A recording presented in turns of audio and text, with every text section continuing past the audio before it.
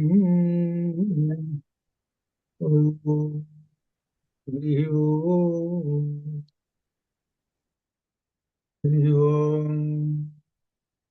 ब्रह्मा गुरुर्विष्णु गुरुर्देवो महेश्वरः गुरु साक्षात् परं ब्रह्म तस्मै श्री गुरवे नमः।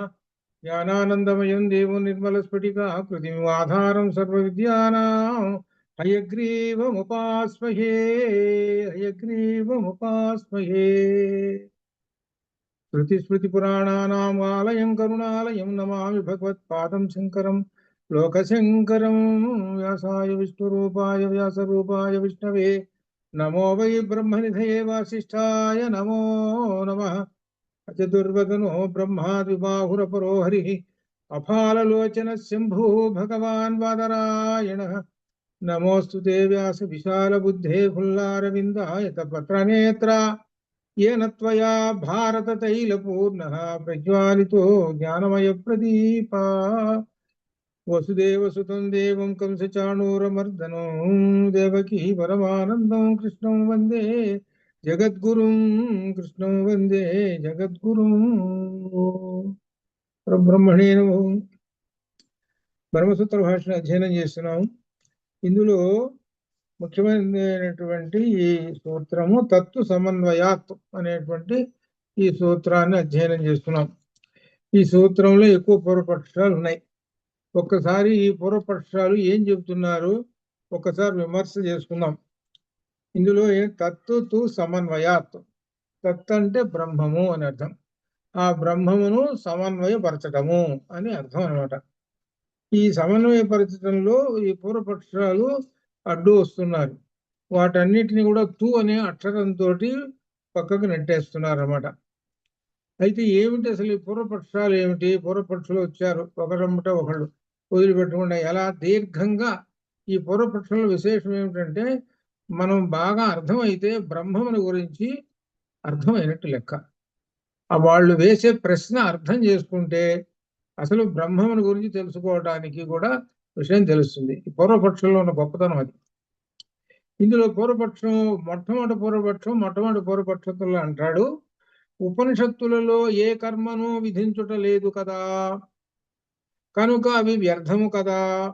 ప్రశ్న చూసుకోండి ఎలా వేస్తున్నాడు. ఈయనకి అలవాటు ఏంటి అని అంటే కర్మకాండ అలవాటు. ఈయనకి ఏది వేదంలో పూర్వభాగం ఏమిటి? కర్మకాండ అలవాటు కదా.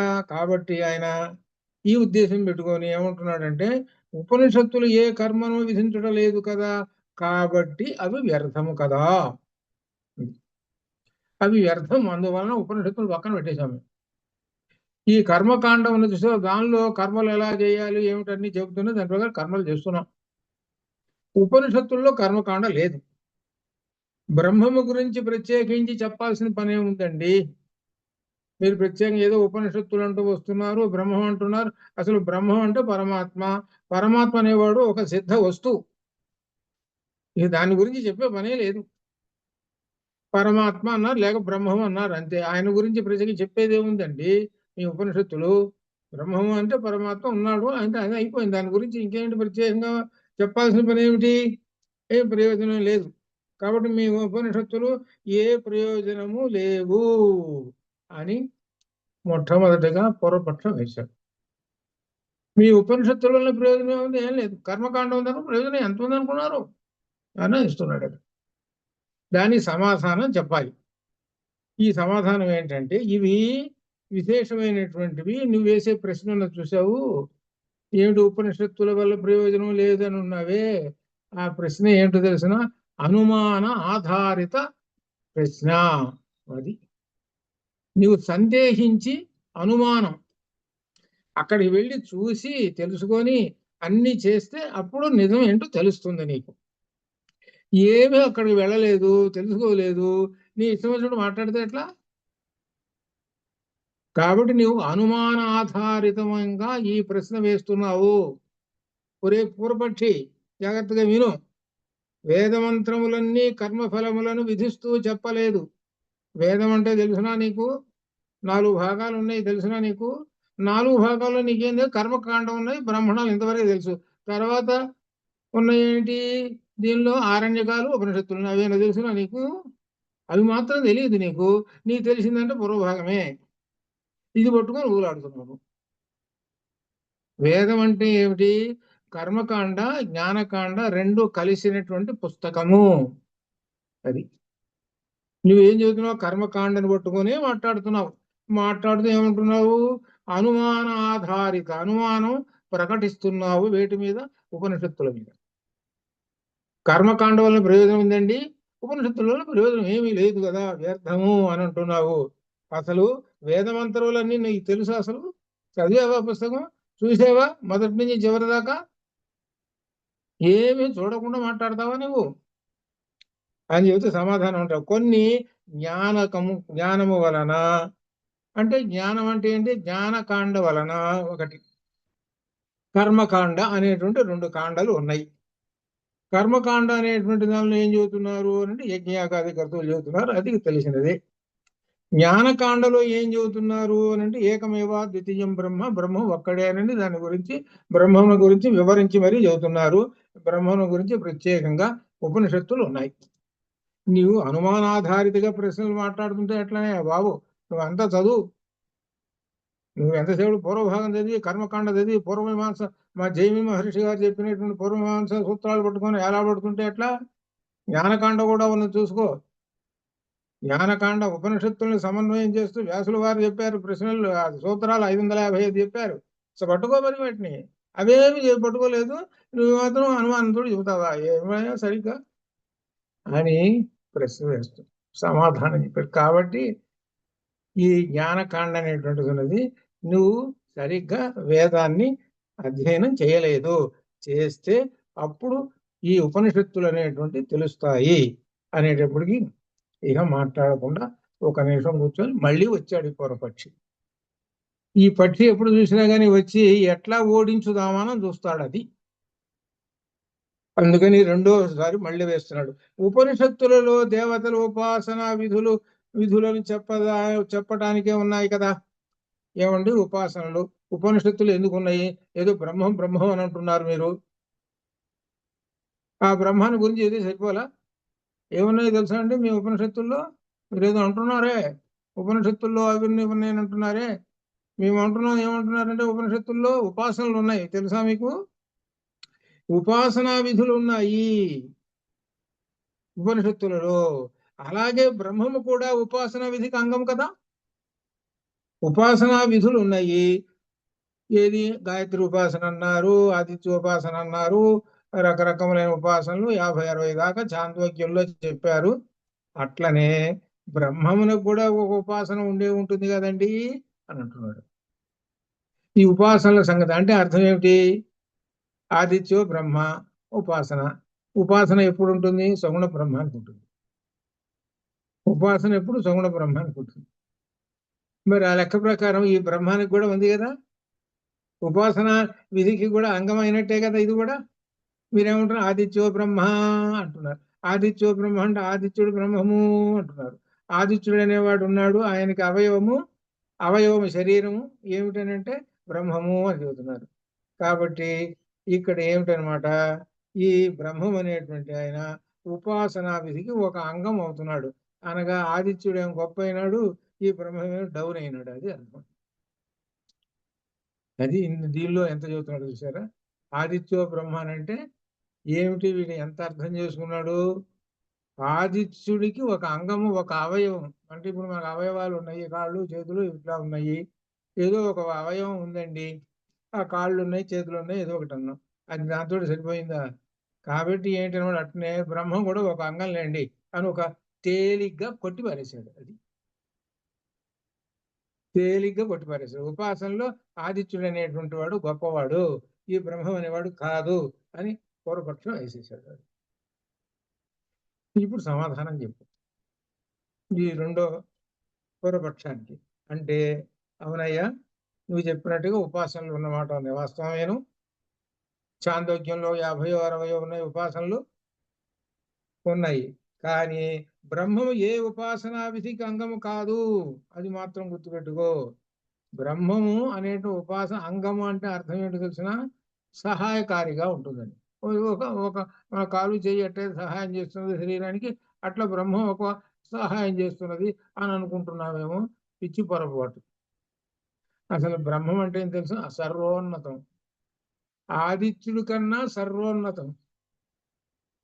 అక్కడ మనకు గీతలో వచ్చింది కదా, ఏమిటనమాట?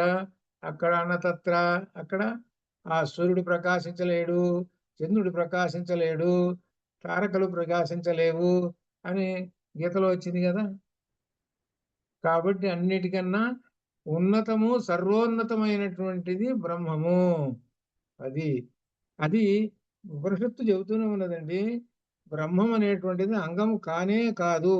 ఉపాసనలు ఉన్నాయి. ఆ ఉపాసనలు ఏమిటి? సగుణ బ్రహ్మోపాసనలు. ఆదిత్యుని సగుణ బ్రహ్మోపాసన అంటే ఆదిత్యునిలో బ్రహ్మమును దర్శించుతూ, ఆదిత్యునిలో బ్రహ్మమును దర్శించుతూ నువ్వు ఉపాసన చేయుము అని అర్థం. అంతేగాని ఆదిత్యుడికి అవయవం కాదు ఇది. ఆ బ్రహ్మములోనే ఈ ఆదిత్యుడు ఒక మూల కూర్చుంటాడు. అదేనమాట అది అని ఈ విధంగా సమాధానం చెబుతున్నాడు. సమాధానం ఇట్లా. కాబట్టి అర్థం చేసుకో. నువ్వు ఎంతసేపు అనుమానాధారిత, ఎంతసేపు ప్రశ్నలు వేద్దాము, ఓడించుదామని చూస్తున్నావు. బ్రహ్మం అంటే సరిగా అర్థం కాలేదు నీకు అని ఈ విధంగా సమాధానం చెబుతున్నాడు. ఉపాసనలు అనేటువంటి దానికి తెలుసుకోవయా నీవు. ఉపాసనా విధి అనేటువంటి సగుణ బ్రహ్మోపాసన. తెలుసునా ఇది? సరే, మళ్ళీ ఏం చేశాడు? మళ్ళీ వచ్చాడు.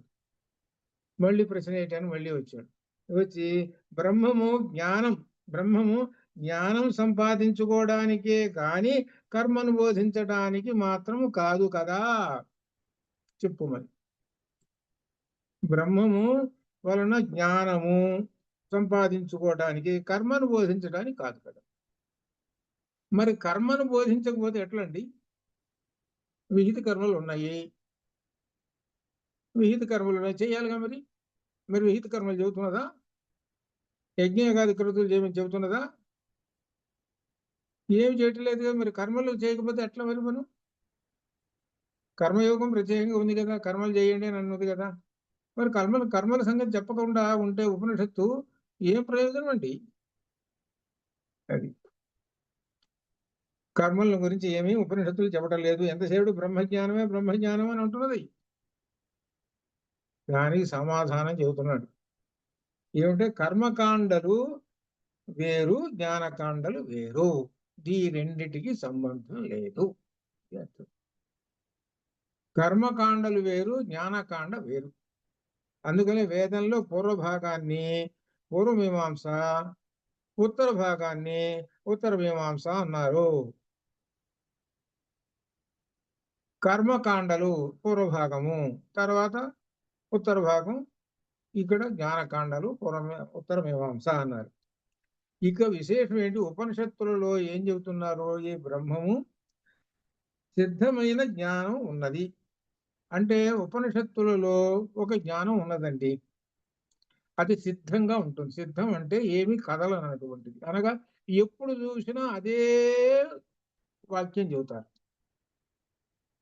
ఎప్పుడో చెప్పారండి, ఏకమేవా ద్వితీయం బ్రహ్మ అన్నారు. ఇప్పుడు కూడా అదేనండి. అహం బ్రహ్మాస్మి అన్నారు అప్పుడు, ఇప్పుడు కూడా అదేనండి. మార్పు ఏమి లేదండి. ఉపనిషత్తుల్లో ఏం మార్పు లేదండి. కానీ మీరు కర్మకాండంలో మాత్రం ఎన్ని మార్పులు ఉన్నాయో చెప్పలేము. కాసేపు అశ్వమేధ యాగం అంటారు, కాసేపు ఆ యాగం, కాసేపు ఈ యాగం, పుత్రకామేష్టి, అది ఇది అంటారు. ఇదిగా చండీ యాగం అంటారు, అది ఇది కాదు సుందరకాండ యాగం అంటారు, రామాయణ యాజ్ఞం అంటారు. ఓ ఎన్ని చెప్పలేనట్టు మనిషిలో ఎంతమంది ఉన్నా అన్ని యాగాలు పెట్టేశారండి మీరు ఈ కర్మకాండలో. ఉపనిషత్తుల్లో మాత్రం ఒకటే సిద్ధాంతము. రాముల వారు అదే చదువుకున్నాడు, ఏకమేవా ద్వితీయం బ్రహ్మ. మేము అదే చదువుతున్నాం. అప్పటికి ఇప్పటికి ఏం మార్పు లేదండి.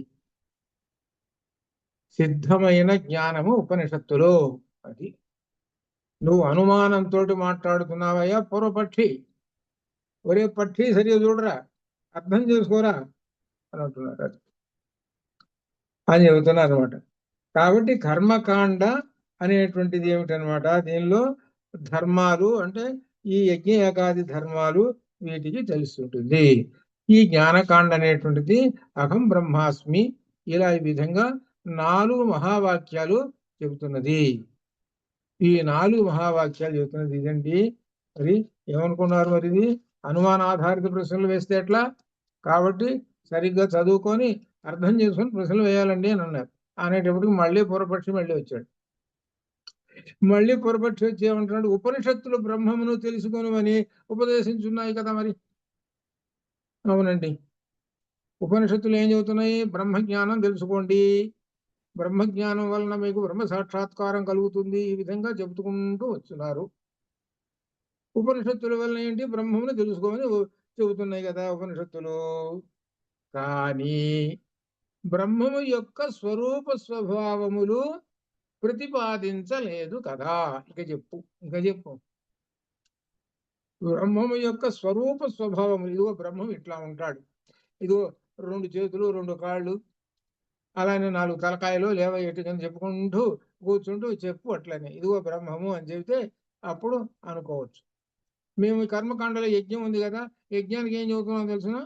ఇదిగో లెక్క ఇంత ఉంది, ఇన్ని ఇటుకలు పేర్చాలి, ఇదిగో అగ్ని ఇది, అగ్ని ఇట్లా రగిల్చాలి, తర్వాత అగ్నిని ఎట్లా అరణి దాని ప్రకారంగా లగించాలి, ఇదిగో ఈ మంత్రాలు చదవాలి, ఇదిగో ఇట్లా ఉండాలి. ఇదంతా స్వరూప స్వభావం అంతా మా కర్మకాండకు ఉందండి. నీకుందా? నీ జ్ఞానకాండకు ఉందేమో, నీ బ్రహ్మానికి ఉందేమో చెప్పు మరి. ప్రశ్న ఎట్లా వేస్తున్నాడో చూసుకోండి. మీ జ్ఞానకాండకి స్వరూప స్వభావాలు ఉన్నాయో బ్రహ్మానికి చెప్పండి, ఎక్కడున్నాయో నాకు చెప్పండి అన్న. బ్రహ్మాని స్వరూప స్వభావాలు అని చెబుతున్నప్పుడు అప్పుడు ఇక సమాధానం ఇప్పుడు చెప్పాలి. ఇప్పుడు మీరే కూర్చున్నారనుకుందాం,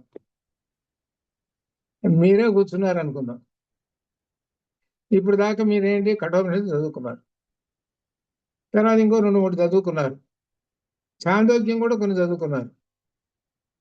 ఈ పూర్వపక్షం వేశాడు అనుకుందాం. ఏమని పూర్వపక్షం వేశారు? బ్రహ్మమునకు స్వరూప స్వభావములు లేవని నేను అంటున్నానండి అని పూర్వపక్షం వేశాడు. అప్పుడు మీరు ఏం చెప్పాలి? ఇది చెప్పలేకపోతే ఓడిపోయినట్టు లెక్క. బ్రహ్మమునకు స్వరూపము స్వభావము 2 లేవండి అని చెబుతున్నాం. కాబట్టి ఎక్కడన్నా చెప్పాడని చెప్పండి ఉపనిషత్తుల్లో. ఇగో 4 కాళ్ళు ఉంటాయి, 2 కాళ్ళు ఉంటాయి, ఇగో 2 చేతులు ఉంటాయి, 2 కాళ్ళు ఉంటాయి, అవి ఇవి ఇట్లా ఉంటుంది అట్లా ఉంటుంది అని చెప్పాడా? చెబితే చెప్పండి చూద్దాం. మరి చెప్పండి మరి.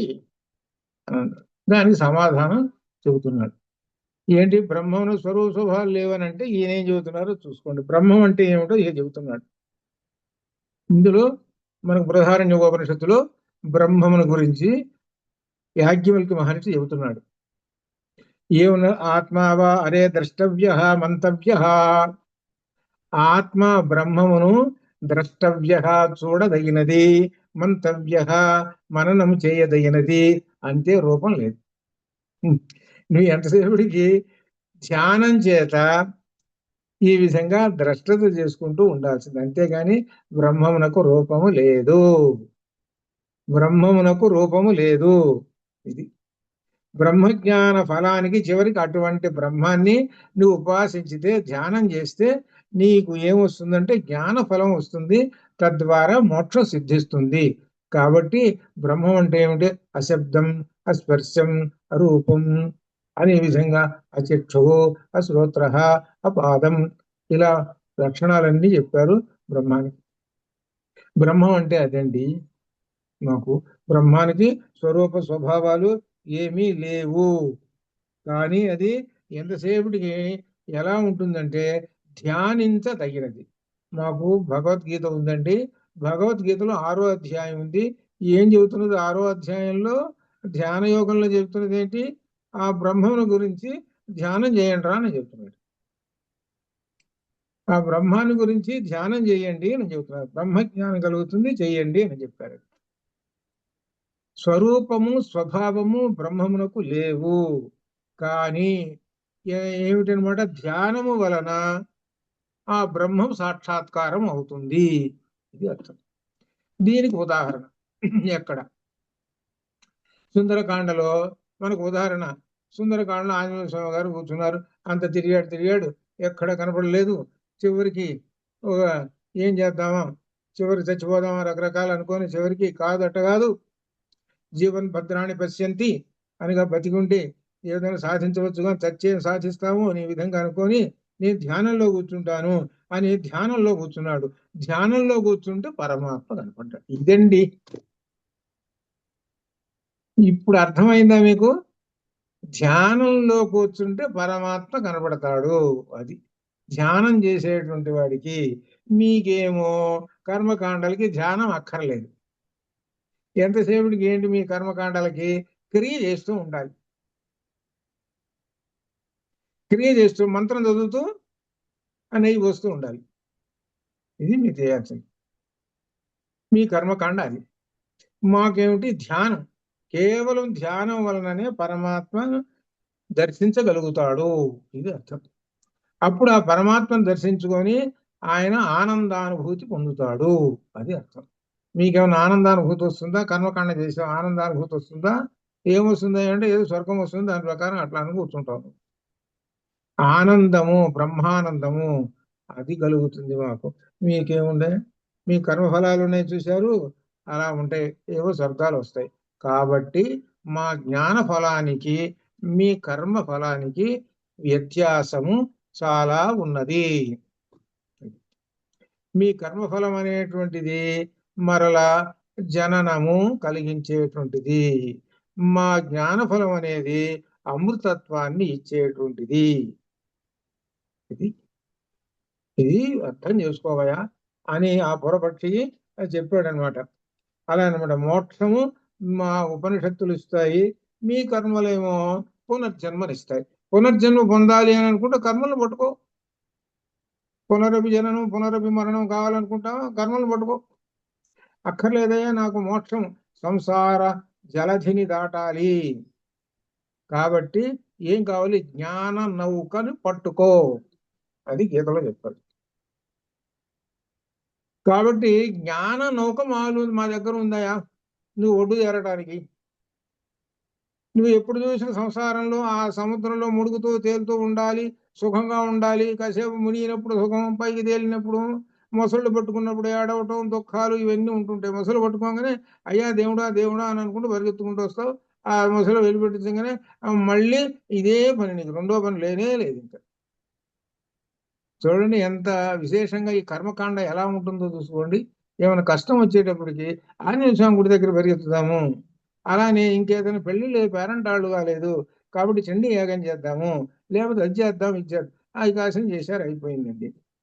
ఇక ఆ తర్వాత ఏం చేస్తారు తెలుసునా మీరందరూ? ఏదో నది దాటిన తర్వాత ఏదో తెప్ప, పడవ దాటాక ఇంకెందుకు పడవతోటి దాంతో మనకెందుకు హోదలు వారేద్దాం అంటే దేవుణ్ణి కూడా ఏం చేస్తున్నారు? ఒక వస్తువులాగా ఉపయోగించుకొని అవతల వారేసిపోతున్నారు. మీరు ఇది జరుగుతున్నటువంటిది. మా జ్ఞానఫలం ఉత్త జ్ఞానకాండ అట్లా ఉండదండి. ఈ జ్ఞానకాండ అనేటువంటిది ఏంటి? ఎల్లప్పుడూ దానిలోనే బ్రహ్మజ్ఞానంలోనే రమించుతూ ఉంటుంటాడు. అది అని చెబుతుంటా. మళ్ళీ పూర్వపక్షి మళ్ళీ వచ్చాడు, వదిలిపెట్టేటట్టు లేడు మనల్ని. ఈ పూర్వపక్షి మళ్ళీ వచ్చాడు. ఏమంటాడంటే ధర్మ కార్యముల వలన అశరీరత్వము అంటే మోక్షం, శరీరం ఇక ఉండదు. ధర్మ కార్యాలు చేస్తే శరీరం అనేటువంటిది ఉండదు. అందుట్లో మహాధర్మ కార్యం చేశామండి, చేస్తే ఇక తప్పనిసరిగా మోక్షం సిద్ధిస్తుంది కదా. అటువంటప్పుడు మీ ఉపనిషత్తులు బ్రహ్మజ్ఞానంతో మాకేం పని? మహాధర్మ కార్యం చేసేస్తాం. మహాధర్మ కార్యం అంటే ఓ పెద్ద యజ్ఞం, లక్షలు కోట్లు ఖర్చు పెట్టి మొత్తం ఎంతో చేసేస్తాం. చేసేస్తే మాకు ఏమొస్తుందంటే డైరెక్ట్గా మోక్షానికి వెళ్ళిపోతాం. కాబట్టి మీ ఉపనిషత్తులు మాకేం పని? అసలు మాకు ధర్మ కార్యాలు చేస్తేనే వస్తుందని చెబుతున్నారు కదండి. మహాధర్మ కార్యం చేస్తాం, ఇక తప్పనిసరి వస్తుంది ఇక మోక్షం, ఇంక అంతే, ఇక తిరుగులేదు మాకు. ఇక మీ ఉపనిషత్తులతో మాకు పనే లేదండి, మహాధర్మ కార్యం చేసేస్తామండి మేము అని అన్నారు. అనేటప్పటికీ ఈయన మాట్లాడుతున్నాడు, ఉపనిషత్తులైన బ్రహ్మజ్ఞాని మాట్లాడుతున్నాడు. ఏం మాట్లాడుతున్నాడంటే, అయ్యా ఏమంటున్నారు? ధర్మ కార్యాలు చేస్తే మోక్షం వస్తుందని అంటున్నారు కదా. ఏ పుస్తకంలో ఉందండి? వేదంలో ఏ మంత్రం ఉందో కాస్త చెప్పండి.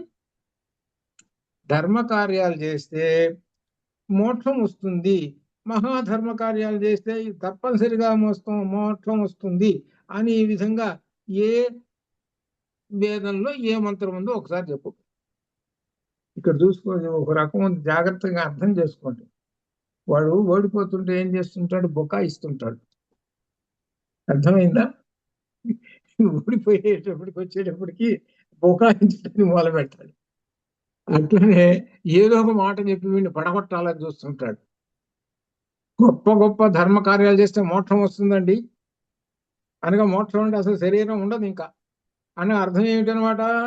వీడు మోక్షానికి వెళ్ళిపోతాడు అని శృతి చెబుతున్నది. శృతి వేదం చెబుతున్నది అంటున్నాడు. చూసావు మరి వీడు ఎంత బుకాయిస్తున్నాడో చూసారా మరి? ఆయన శృతి చెబుతున్నది. ఎందుకు తెలుసిన ఇది? ఇది బ్రహ్మజ్ఞాని వాడి బాగా తెలిసినటువంటి వాడు కూర్చున్నాడు కాబట్టి సరిపోయింది. లేదా వాడిని ఇక్కడ పడగొట్టేస్తాడు, తెలియకపోతే పడగొట్టేస్తాడు వాడిని. శృతి చెబుతున్నదండి అన్నాడు. అనేటప్పటికల్లా మహాధర్మ కార్యాలను వస్తుందండి. సరే, ఇక సమాధానం చెబుతున్నాడు. ఏమయ్యా?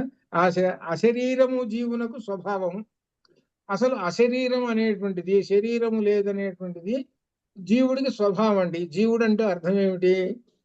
పరమాత్మ, బ్రహ్మము, ఇన్నున్నాయి. జీవునికి శరీరమే లేదు. అసలు జీవుడికి శరీరమే లేదు. అసలు ఈ శరీరమే లేదని మనకు ఉపనిషత్తు చెబుతున్నది. ఎలా ఉంటుంది అనంటే అశరీరం అస్పర్శం అని కఠోపనిషత్తులో ఈ యమధర్మరాజు గారు చెప్పాడు. ఈ జీవుడు ఏమిటంటే అశరీరం ఒకటే వాడు చెప్పాడు. వీడికి అసలు శరీరమే లేదండి అంటాడు. ఎప్పుడు శరీరం తీసుకునేది వీడు? వీడికి కర్మఫలాలు ఏమన్నా ఉన్నప్పుడు వీడేం చేస్తాడు? అప్పుడు శరీరం తీసుకుంటాడు. కర్మఫలాలు అంటే అప్పుడు దాకా శరీరంతో ఉండడు. అండగా ఏంటి? ఈ శరీరంలోంచి బయటికి వెళ్ళిపోతాడు. బయటికి వెళ్ళినటువంటి శరీరంతో ఉండడు వాడు. వాడు ఎలా ఉంటాడంటే ఒక పరమాత్మ, ఒక వెలుగు, ఒక తేజంతో అట్లా ఉంటాడు. ఒక ప్రమాణం అట్లా ఉంటాడు. అటువంటి వాడికి కర్మఫలాలు ఉంటే మళ్ళీ ఒక శరీరంలో దొరతాడు. అంతే. వాస్తవానికి ఈ శరీరికి అనగా ఈ జీవునికి ఏమాత్రము శరీరం లేనే లేదు. అస్పర్శం, అరూపం, అగంధవతు అని ఈ విధంగా చెప్పాడు. అనగా శబ్ద స్పర్శ రూపరస గంధములు ఏవి కూడా ఈ జీవునికి లేవు. చూసుకోండి ఏమిటో అసలు లేవు. ఈయనేమంటున్నాడు తెలిసిన? ధర్మ కార్యాలు చేస్తే మోక్షం వస్తుంది, మహాధర్మ కార్యాలు చేస్తే ఇంకా మోక్షం వస్తుంది అని చెబుతున్నాడు కదా అని ప్రశ్న వేశాడు. దీనికి ఏమంటున్నాడు? అసలు శరీరమే లేదయ్యా నీకు. నువ్వేదో శరీరం పోతుంది అని అంటున్నావు, శరీరం పోతుంది అని అంటున్నావు. అసలు శరీరమే లేదు. శరీరం ఉంటేనే కదా పోయేది. శరీరమే లేదు ఈ జీవుడికి అని చెబుతున్నాడు. నువ్వు సరిగా అర్థం చేసుకో ఇది అని చెబుతూ, కాబట్టి ధర్మ కార్యముల వలన మోక్షం అసలు లేనే లేదు. ధర్మ కార్యాలు చేసినందువలన మోక్షం ఈ జీవుడికి సిద్ధిస్తుంది అనేది మాత్రం లేదు. ఎప్పుడు చూసినా సరే ఆ జీవుడు జ్ఞానం సంపాదించినప్పుడు వెళ్ళిపోతాడు. జ్ఞానం సంపాదించినప్పుడు మోక్షంలోకి వెళ్ళిపోతుంటాడు. ఎప్పుడు చూసినా కానీ ఇంతే. ఇంకా ఈ జీవుడు ఎంతకాలం అని అంటే ఈ కర్మలు ఉన్నంత కాలము అనుభవిస్తూ ఉంటుంటాడు. కర్మలను ఎప్పుడైతే నాకు అక్కర్లేదు అని అనుకొని దృష్టి మరలిస్తుంటాడో అప్పుడు జ్ఞాన దృష్టి వైపు మరలించినప్పుడు తనను తాను తెలుసుకుంటాడు. అదే ద్వా సుపర్ణ సయుజ సహాయ అనేటువంటి ఆ మంత్రంలో చెప్పాడు. అప్పటిదాకా ఈ పక్షి ఏం చేస్తున్నది? ఈ జీవుడు అనేటువంటి పక్షి కర్మఫలాలను తింటూ ఉన్నది. తింటూ తింటూ విసుగు పుట్టి ఈ కర్మలు ఎన్నిసార్లు అని తింటాము అంటే అర్థం ఏంటి? మళ్ళీ పుట్టడం, మళ్ళీ ఇదంతా దేనికి అని అనుకొని ఎవరో నా వెంట వస్తున్నారే కానీ ఇన్నాళ్ళ నుంచి చూడలేదే నేను అని ఒక్కసారి వెనక్కి తిరిగి చూశాడు. చూస్తే ఎలా ఉన్నాడు అని అంటే, అరే నేను ఎట్టున్నానో అట్టనే ఉన్నాడే నా వెంట వచ్చేటువంటి వాడు అని అనుకున్నాడు. అనుకొని నేను ఆయన ఒకటేనే, నేను ఆయన ఒకటేనే అనుకుంటూనే ఉన్నాడు, ఆయనలో దూరిపోయినాడు, ఆయనే అయిపోయినాడు. అదే తత్వమసి. అంటే ఇక జీవత్వం మొత్తం పోయింది. మొత్తం ఎప్పుడైతే కర్మఫలాల నుంచి వెనుదిరుగుతాడో అప్పుడు జీవుడు తన స్వస్వరూపము అనగా తన చుట్టూ ఉన్న జీవత్వం అంతా నశించిపోయి లోపల ఉన్నటువంటి ఆ పరమాత్మ ప్రకాశిస్తుంటుంటాడు. ఆ పరమాత్మ చుట్టూ ఉన్న జీవత్వం వలననే వీడు జీవుడు. ఇది అర్థం. ఒక వస్తువు ఉన్నదనుకోండి, ఆ వస్తువు మనం కొన్ని చాలా ఉదాహరణలు చెప్పుకున్నాం. అట్లా ఒక రత్నం ఉంది, దాని చుట్టూ ఒక నల్లటి గుడ్డో ఎర్రటి గుడ్డో చుట్టేసామనుకోండి, రత్నం ప్రకాశించదు. అది తీసేసామనుకోండి ప్రకాశిస్తుంది. రత్నం చుట్టూ గుడ్డ చుట్టూ ఉండదు అనుకోండి, అప్పుడు ఏంటి, అదేమన్నా ఏదో ఒక వస్తువు అన్నాం. అది ఒకటే కదా వస్తువు. ఆ గుడ్డ తీసేసాం, జీవత్వం తీసేసేటప్పటికి అది ఏమైంది అనమాట, అది కనబడుతుంది. అప్పుడు ఏంటి, ఉన్న వస్తువు ఒకటే కదా, వస్తువు ఒకటే, రెండు వస్తువులు లేవు కదా అక్కడ. ఆ ఒక వస్తువు చుట్టూనే జీవత్వం ఉన్నది. ఈ జీవత్వమే కర్మఫలాలతోటి ఉన్నది. కర్మఫలాలు మొత్తం పోయింది. ఇప్పుడు స్వస్వరూపం తెలిసింది. అదే మోక్షం అనగా తత్వమసి అని అయిన తర్వాత మళ్ళీ మొదలు పెడుతున్నాడండి ఈయన. 6వ ప్రశ్న మళ్ళీ పూర్వపక్షి మళ్ళీ వేస్తున్నాడు. మనో బ్రహ్మేతి ఉపాసీత, మనో బ్రహ్మేతి ఉపాసీత అన్నాడు. 6వది ఇక్కడ మనకి దీనిలో పూర్వపక్షం వేస్తున్నాడు. 6వది ఉపనిషత్తుల్లో మనో బ్రహ్మేతి ఉపాసీత, కేవలం ఉపాసన కోసమే కదా, అది ఏ భ్రాంతియే కదా అని యథార్థ జ్ఞానం ఎలా అవుతుంది? మనస్సే బ్రహ్మం అని ఉపాసించుము అని అంటున్నారు. అంటే అది భ్రాంతియే కదా, యథార్థం కాదు కదా. ఇక్కడ మనో బ్రహ్మ ఇతి ఉపాసీత, ఇక్కడ ఇతి దగ్గర ఉంది ఉన్నదంతా. ఇతి అంటే అని, మనస్సే బ్రహ్మము అని. జాగ్రత్తగా ఇక్కడ అర్థం చేసుకోండి. మనస్సే బ్రహ్మము అని, అంతేగాని మనస్సే ఇతి తీసేసామనుకోండి తేడా వస్తుంది. వాడి ఇది తీసేసామనుకోండి మనస్సే బ్రహ్మము అనే వస్తుంది. ఇది పెట్టేటప్పటికి మనస్సే బ్రహ్మము అని తెలుసుకో అని అంటున్నారు. అర్థం కాదా? ఏంటనమాట, అన్నం వడ్డిస్తూ నాయన ఇదే నెయ్యి అనుకో, ఇదే పెరుగు అనుకో, ఇదే సాంబార్ అనుకో, అది అనుకో, ఇవి అనుకో, ఏమిటి అన్నీ అనుకో, కాబట్టి ఇవాళ అన్ని నిండుకున్నాయి అని ఉత్తమ మజ్జిగ పోసి పెట్టేసేసి, అయ్యా శుభ్రంగా అయిపోయింది, ఇక నాకు డబ్బులు ఇవ్వాల్సినటువంటి ఒక సినిమాలో వచ్చింది, పాత సినిమాలో ఉంది. ఇప్పుడు నాగేశ్వరరావు ఉంటాడు, నాగేశ్వరం ఉంటాడు, ఒక అణ ఇచ్చి ఇదే రూపాయి అనుకో, ఇదే 2 రూపాయలు అనుకో, ఇదే 3 రూపాయలు అనుకో, అదనమాట. ఇక్కడ అని అని అనేటప్పటికీ ఏమొస్తుందన్నమాట, మనస్సు కేవలం బ్రహ్మం కాదు అని భావించుము, అది అర్థం. ఆదిత్యో బ్రహ్మ, ఇట్లా ఈ విధంగా అదే అది ఆ విషయం ఇక్కడ చెబుతున్నాడు. మనో బ్రహ్మేతి ఉపాసీత, బ్రహ్మ ఇతి ఉపాసీత, బ్రహ్మము ఇతి అని ఉపాసీత, ఉపాసించడమే కదా అని. అది భ్రాంతియే కానీ యథార్థ జ్ఞానం ఎట్లా అవుతుందండి? ఇది కేవలం భ్రాంతి. మనస్సు బ్రహ్మం అనేటువంటిది భ్రాంతి అండి. అసలు మనస్సు బ్రహ్మం ఎట్లా అవుతుందండి? తాడు చూసి పాము అన్నావు, తాడును చూసి పాము అన్నావు, తాడు ఎప్పుడైనా పాము అవుతుందా? ఏంటి, భ్రాంతి పడ్డావు, ఇది భ్రాంతి పడ్డావు. అట్లనే ఇది కూడా భ్రాంతేనండి. మనస్సు బ్రహ్మం అని అంటున్నవి, అది భ్రాంతి అండి అని వీడిని పక్కదారి పట్టిస్తున్నాడు. అంటే ఇప్పుడు వీడు అంటున్నాడు, అరే సరిగ్గా చదువు, నువ్వు వాక్యం సరిగ్గా చదువు.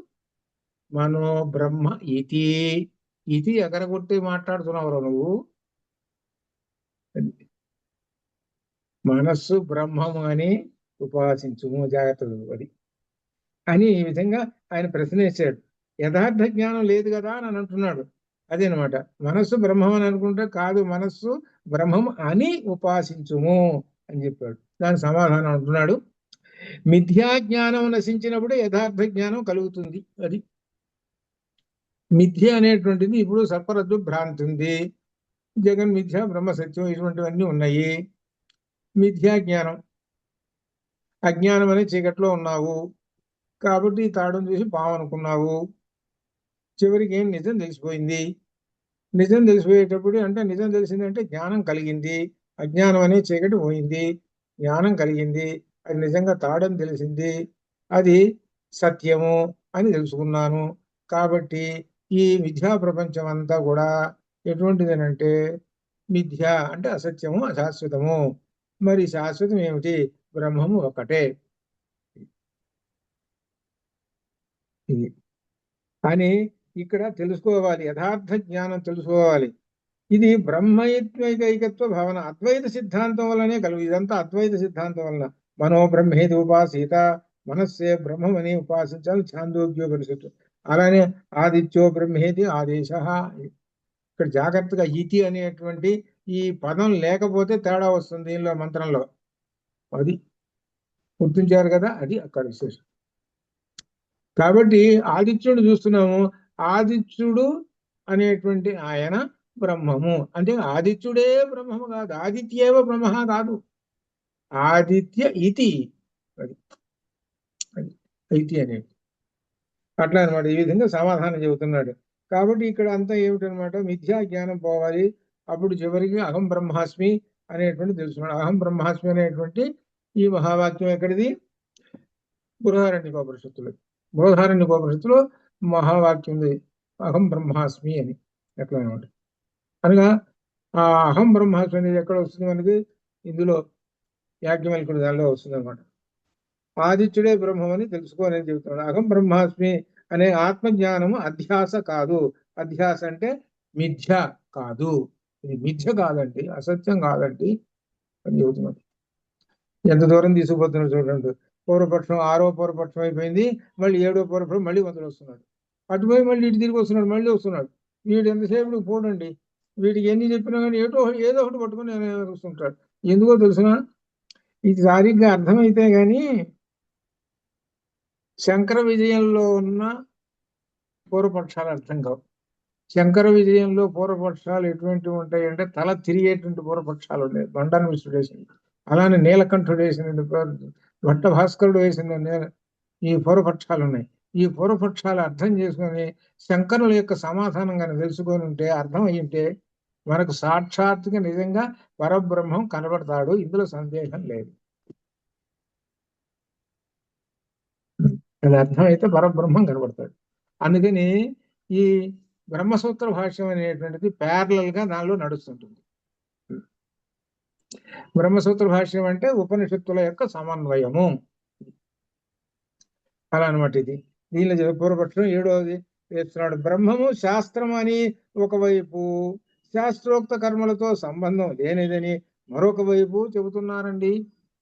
ఇప్పుడు తీసుకోవాలి ఏమంటున్నాడు, బ్రహ్మము శాస్త్రం అని ఒకవైపు, శాస్త్రం అనేది ఈ బ్రహ్మజ్ఞానం అనేటువంటిదని అంటున్నారండి. శాస్త్రోక్త కర్మలతో సంబంధం లేదని మళ్ళీ అంటున్నారు. శాస్త్రం అని అంటున్నారు, ఉపనిషత్తు అంటున్నారు, బ్రహ్మజ్ఞానం అంటున్నారు, మళ్ళీనేమో కర్మలతో సంబంధం లేదని అంటున్నారండి. 2 రకాలుగా చెబుతున్నారండి. అటువంటప్పుడు బ్రహ్మము శాస్త్రానికి మూలం ఎలా అవుతుందండి? అటువంటప్పుడు బ్రహ్మము శాస్త్రానికి మూలం ఎలా అవుతుంది? ఎందుకు వేశాడు తెలుసిన? ఇప్పుడు అంత క్రితం ఒక 3వ సూత్రం అయిపోయింది. 3వ సూత్రం ఏంటి? స్వశాస్త్ర యోనిత్వాత్. శాస్త్ర యోనిత్వాత్ అనేది 3వ సూత్రం. వెనక్కి పోయి శాస్త్ర యోనిత్వాత్ అనేటువంటి ఆ సూత్రానికి ఎసరు పెట్టాడు. ఇప్పుడు వెనక్కి పోయి వెనక్కి పోయి అక్కడే ఎసరు పెట్టాడు. అంటే అక్కడ ఖండించేసేద్దాము, అక్కడ ఖండించేసేస్తే ఇక్కడ దాకా రాడు కదా. వీడి ప్లాన్ చూసుకోండి ఎట్లా ఉందో. క్రితానికి వెళ్ళి దాన్ని ఖండిస్తున్నాడు. శాస్త్రయోనిత్వాత్. శాస్త్రయోనిత్వం అంటే శాస్త్రము అనగా ఉపనిషత్తు శాస్త్రము మూలము ఈ బ్రహ్మజ్ఞానానికి అని చెప్పాడు. ఆ సూత్రంలో చెప్పాడు. దాన్ని ఏమంటాడు చూసారా? బ్రహ్మం శాస్త్రం అని ఒకవైపు, శాస్త్రోక్త కర్మలకు సంబంధం లేనిది మరోవైపు చెప్తున్నాడు. అటువంటిప్పుడు బ్రహ్మం శాస్త్రం మూలం ఎలా అవుతుందండి? నువ్వు క్రితం సూత్రం ఏం చెప్పావు? శాస్త్రయోనిత్వాత్లో బ్రహ్మము మూలం అని చెప్పావు కదా. మరి మూలం అయితే మరి శాస్త్రోక్త కర్మలతో సంబంధం లేనిదని మరొక వైపు చెబుతున్నారు. ఒకవైపు ఏం చెబుతున్నావు? శాస్త్రం అని చెబుతున్నావు. శాస్త్రం అంటున్నావు, కర్మలతో సంబంధం లేదని అంటున్నావు. ఇది ఎట్లా బోధవుతుందండి అని వెనక్కి పోయినటువంటి అంటే వెనక్కి తీసుకుపోతున్నాడు. చూసుకోండి ఎక్కడ తీసుకుపోతున్నాడు. ఇక్కడ ఈ సూత్రం దగ్గర నుంచి వెనక్కి తిప్పుతున్నాడు. శాస్త్రయోనిత్వాత్ అనే దానికి వెళ్ళాడు. ఇక్కడ బాగా అర్థం చేసుకోండి. ఈ పూర్వపక్షాన్ని అర్థం చేసుకోండి. ఈ ఉపనిషత్తులు అనేటువంటివి అంటే శాస్త్రంలో ఉపనిషత్తులు అనేటువంటివి బ్రహ్మము అని చెబుతున్నాయి. ఒకటి. రెండు, మరి అవి కర్మలతో సంబంధం లేనిదని కూడా చెబుతున్నారు కదా. ఈ ఉపనిషత్తులు కర్మలతో సంబంధం లేదు. కర్మలతో సంబంధం ఏమున్నది? పూర్వకాండ ఉన్నది. అక్కడ ఉన్నాయి కర్మలన్నీ. ఈ ఉపనిషత్తుల్లో యజ్ఞాలు చేయండి, యాగాలు చేయండి, ఇష్టాపూర్తాలు చేయండి, అవి చేయండి, ఇవి చేయండి అని చెబుతున్నాయా?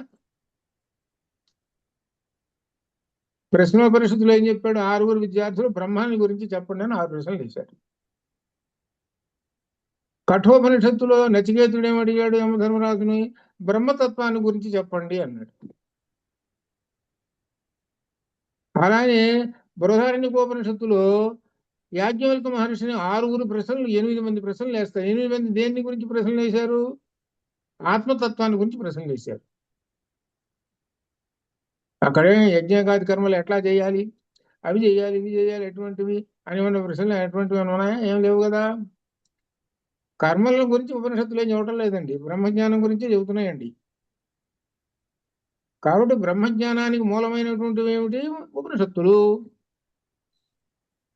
కర్మల గురించి ఏం చెప్పట్లేదు. కర్మల గురించి చెబుతున్నది పూర్వకాండ చెబుతున్నది.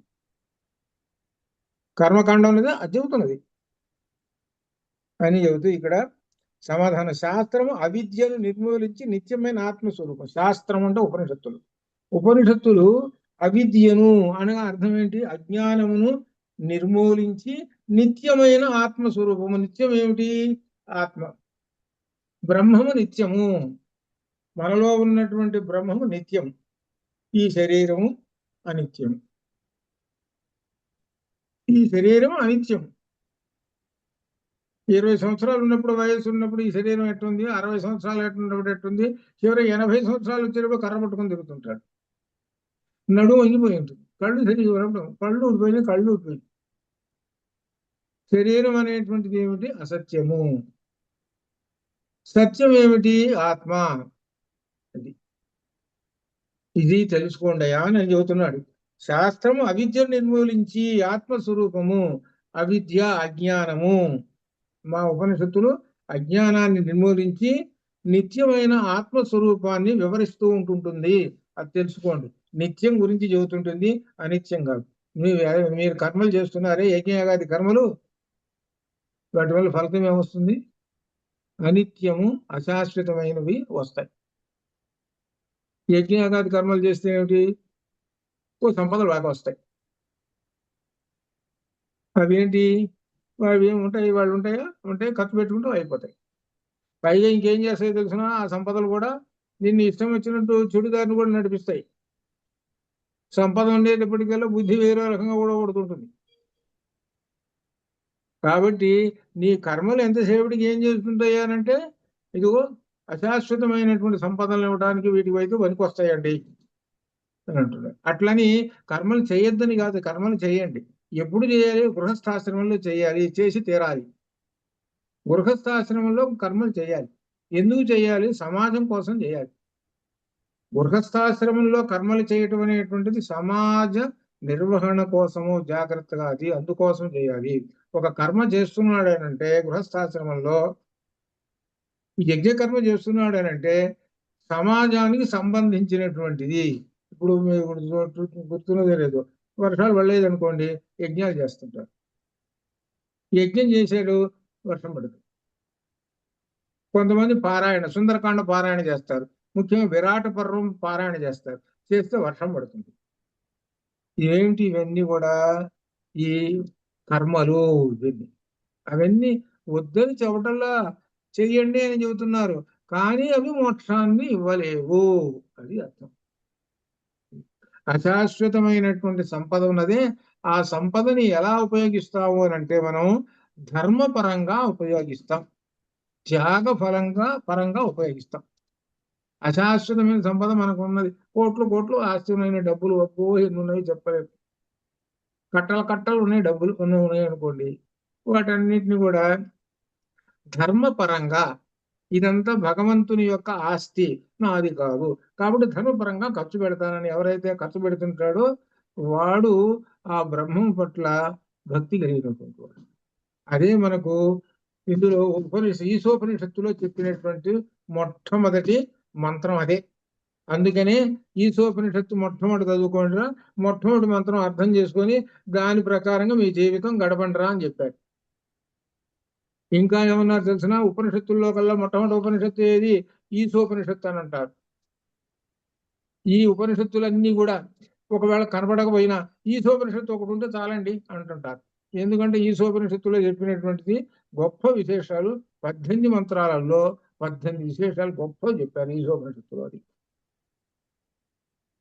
కాబట్టి ఆ ఉపనిషత్తులు ఏం చెబుతున్నాయి అని అంటే బ్రహ్మజ్ఞానం గురించి చెబుతున్నాయి.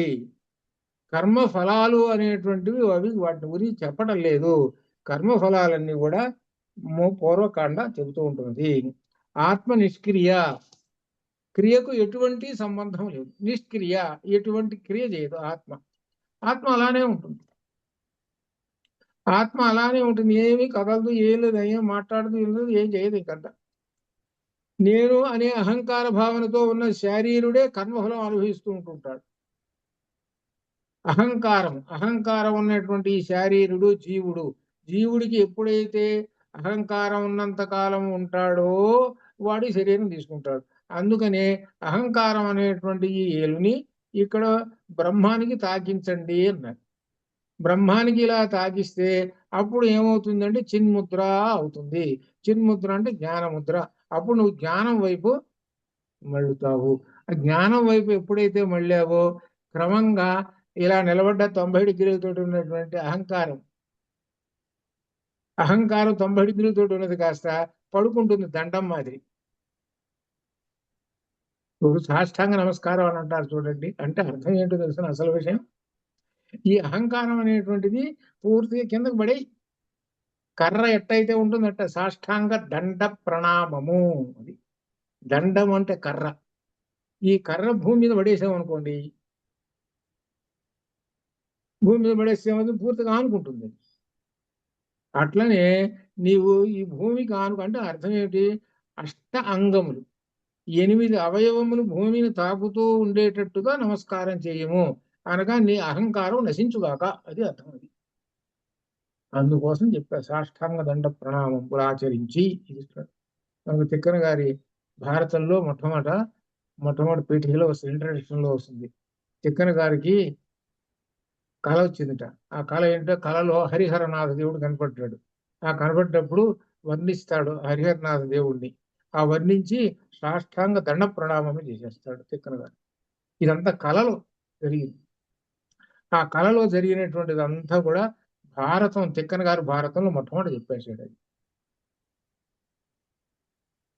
చూసుకోండి ఎంత గొప్ప విశేషమైనటువంటిదో. దండ ప్రణామం ఆచరించు. మరి ఆ రోజుల్లో కావ్యాలు రాస్తుంటే ఏమిటి, ఈ మహారాజులు ఉన్నారు కదా, వాళ్ళు ఏమంటారంటే, ఏమండి భారతం రాస్తున్నారా, మాకు అంకితం ఇవ్వండి. అంకితం అంటే దానిలో ఈ రాజుగారి పేరు రాయాలి. ఈ రాజుగారు ఫలానా ఆయన, ఈయన ఇంద్రుడు చంద్రుడు, ఈయనంత గొప్పవాడు, ఒక 10 పద్యాలు రాసేయాలి. ఆయన గొప్పవాడైనా కాకపోయినా, దాత అయినా కాకపోయినా వీళ్ళు రాసేయాలి. రాస్తేనే కానీ నా డబ్బులు ఇడు ఆయన రాజుగారు. అందుకని ఈ కవులు ఏం చేసేవాళ్ళు, ఆలసాని పెద్దన గారు ఆ శ్రీకృష్ణదేవరాయల గురించి కొట్టి పారేశాడు. ఇష్టం వచ్చినట్టు రాసి పారేశాడు బ్రహ్మాండంగా. రాసి పారేసేటప్పటికి ఆ శ్రీకృష్ణదేవరాయలు, నీకు ఒక ఊరు ఇచ్చేసాను పో అన్నాడు. నువ్వు ఒక ఊరల్లో ఇచ్చేసాను నీకు. కడప జిల్లాలో ఉంది, ఇప్పుడు కూడా ఆ ఊరి పేరు ఉంది. కడప జిల్లాలో పెద్దనపాడు అనేటువంటి గ్రామం ఇచ్చేసేసాడు, అగ్రహారం ఇచ్చేసేసాడు. అలా చేస్తుండేటువంటి వాళ్ళు అనమాట కవులు. అట్లా అప్పుడు ఆ కాలంలో కవులు.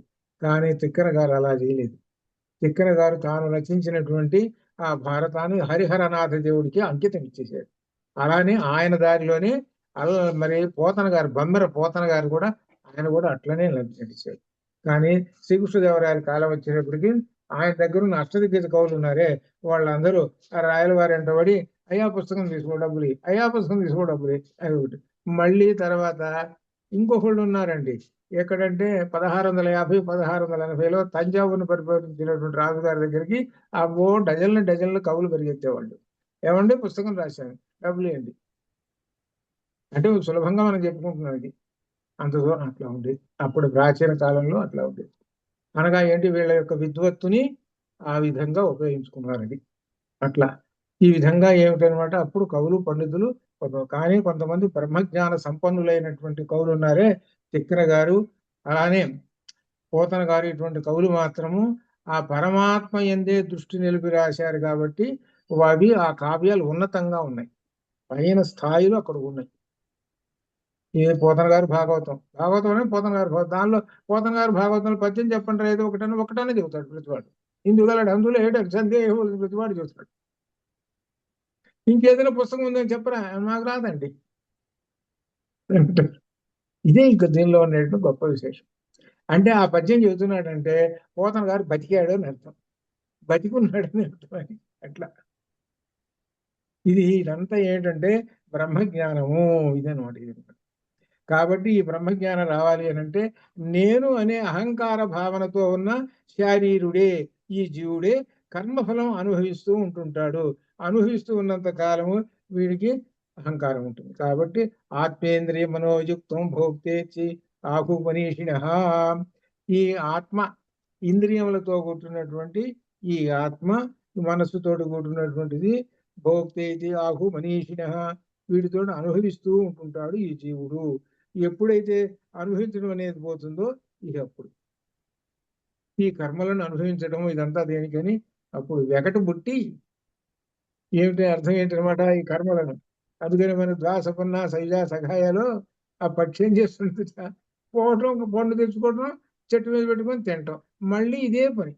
ఈ పండ్లు ఎట్లున్నాయి, ఒకటేమో స్వీటు, ఒకటి డబుల్ స్వీటు, ఒకటి చప్పంగా ఉంటుంది, ఒకటి పొరపాటున దాని చేదుగా దొరికింది.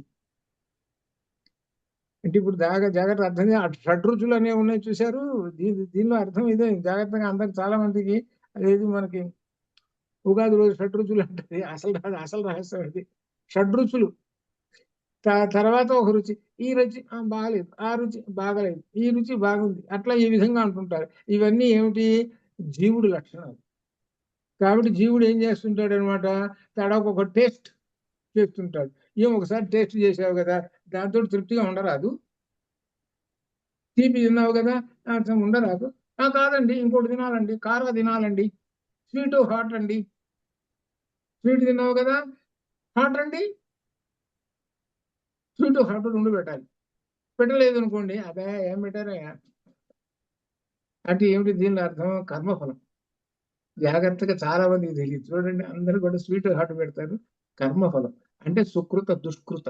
అది ఇంటికి వచ్చినటువంటి వాళ్ళకి స్వీట్ హాట్ పెడుతుంటారు కదా, ఏంటి కారపూది లడ్డు పెట్టాడు అంటే అర్థం ఏమిటి, సుకృత దుష్కృతాలు రా నీ కర్మ, నీ జీవుడు. అది అర్థం చేసుకోరా నువ్వు. ఇవి నీవు కావాలని కోరుకున్నంతసేపు నువ్వు శరీరం తీసుకుంటూనే ఉంటావురా నువ్వు, అని అర్థం. అది అంతేగాని చూసుకోండి మరి ఎలా ఉంటుందో. మరి దీనిలో ఉన్నటువంటి ఆత్మతత్వం విశేషం అనమాట. అది ఈ స్వీట్ హార్ట్లో అట్లా అనమాట. ఇంద్రియ మనస్సులతో కూడిన దేహం భోక్త అని బుద్ధిమంతులు అంటున్నారు అని ఆత్మ వికారములకు అతీతము. ఆత్మ వికారములకు అతీతము. అది వికారాలు ఉన్నాయిగా మనకి, షడ్వికారాలు. ఆత్మకు మాత్రం లేవండి, ఆత్మకి వికారాలు లేవు. అవికార్యోయం అవికార్య అయం ఉచ్యతే. అవికార్య వికారములు లేవు, అయం ఈ బ్రహ్మమునకు అని ఉచ్యతే చెప్పబడుతున్నది. ఈ బ్రహ్మమునకు వికారాలు లేవు. వికారాలు దేనికి ఉన్నాయి, శరీరానికి ఉన్నాయి వికారాలు.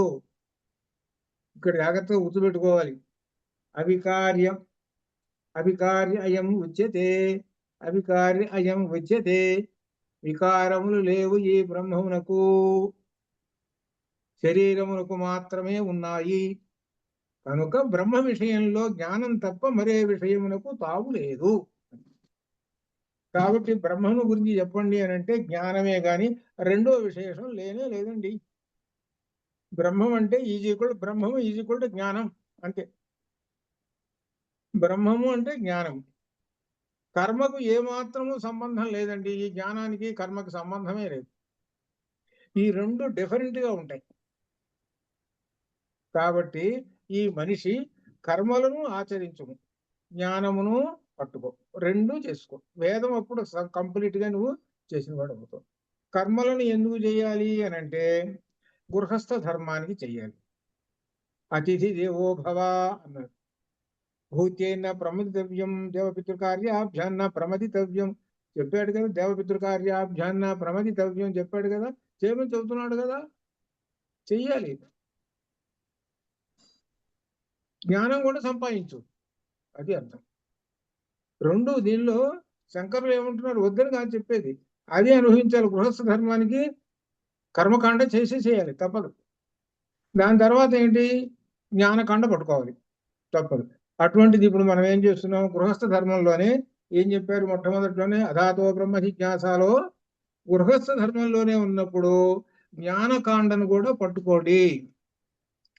జ్ఞానకాండను కూడా పట్టుకుంటే మీరు చేసేటువంటి కర్మలు ఎటువంటివి ఏమిటనేటువంటిది విచక్షణ తెలుస్తుంటుంది. ఒక్కసారి చివరిలో పట్టుకుంటానులే జ్ఞానకాండానంటే, ఏ వార్ధక్యం వచ్చిన తర్వాత పట్టుకుంటాను లేనంటే అప్పుడు కష్టం. అందుకని ఇప్పుడు చూడండి, పిల్లల్ని అమెరికాలో భగవద్గీత 10 ఏళ్ల పిల్లలు మొత్తం అప్పచెప్తున్నారు. మరి వాడికి చదువుకోవాల్సిన పని ఏముంది ఇప్పుడు?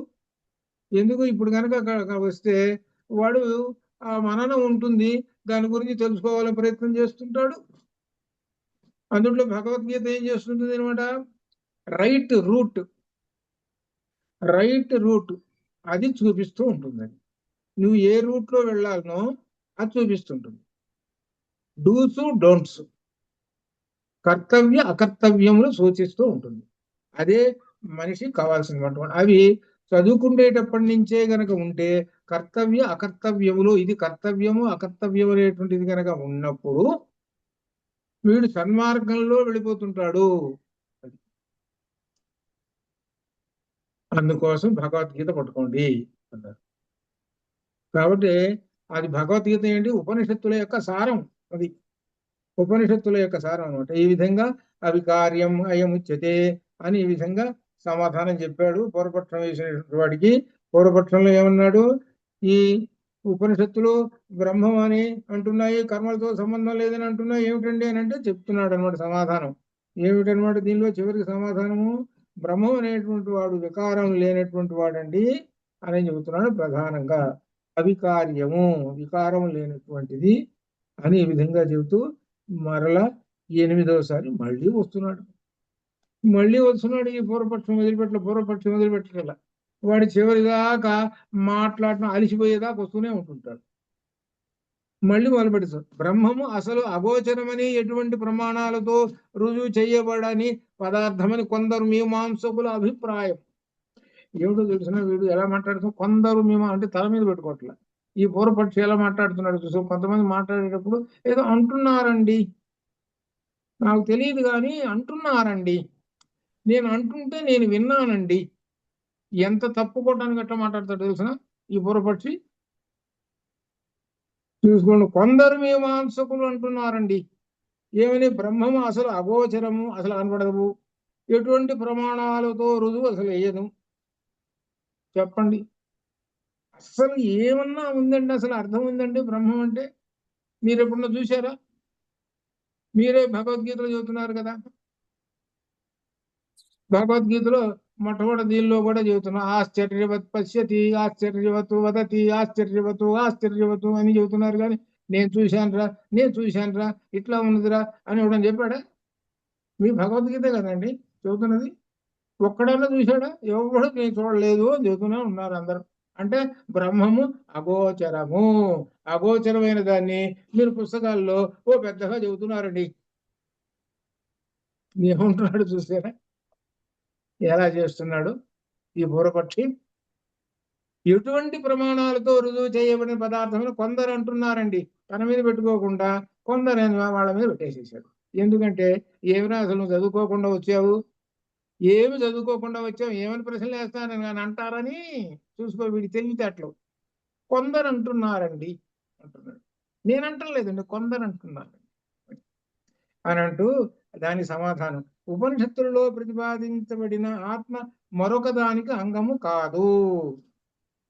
ఇది ఉపనిషత్తులలో ఆత్మ అనేది అన్నిటికన్నా అంగి, ప్రధానమైనటువంటి ఒక వస్తువు, అది ఒకటి ప్రత్యేకంగా. అంతేగాని ఈ ఆత్మ దేనికి అవయవము కాదు.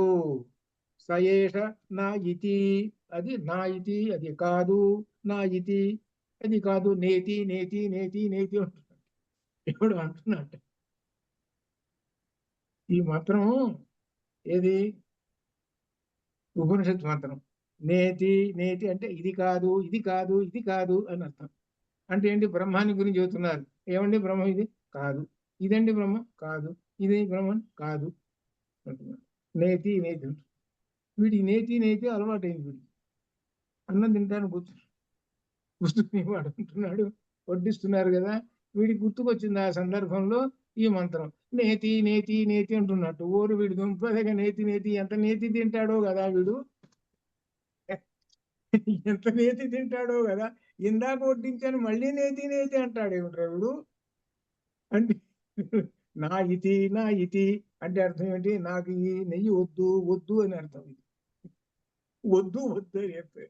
కానీ వాడు సంధి కలిపేసేసి నేతి నేతి నేతి అంటున్నాడు. వద్దు వద్దు అని అర్థం. కానీ అంటే అర్థం ఏంటనమాట, ఎంత చమత్కారంగా ఉంటుంది. కొంతమంది చెబుతుంటారనమాట ఈ మంత్రాన్ని, నేతి నేతి దానిలో చెబుతుంటారు. ఎందుకంటే ఈ సందర్భంలో అర్థం చేసుకోండి బ్రహ్మజ్ఞానం అని.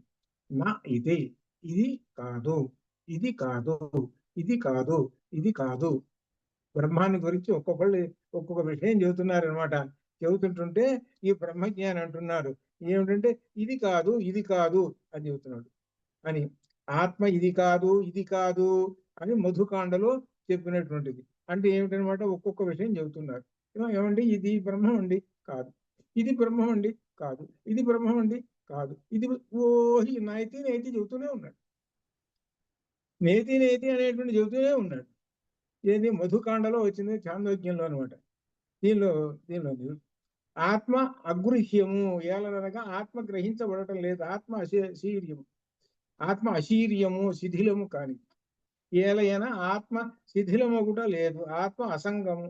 ఏలైన ఆత్మ దేనితోనూ సంగము కావడం లేదు. ఆత్మ ఈ బద్ధము కాదు. ఏలైన ఆత్మ వ్యధను పొందుతుంది, రచించలేదు. ఇది ఈ విషయం. ఈ మంత్రానికి ఈ అర్థం ఇక్కడ రాశారు.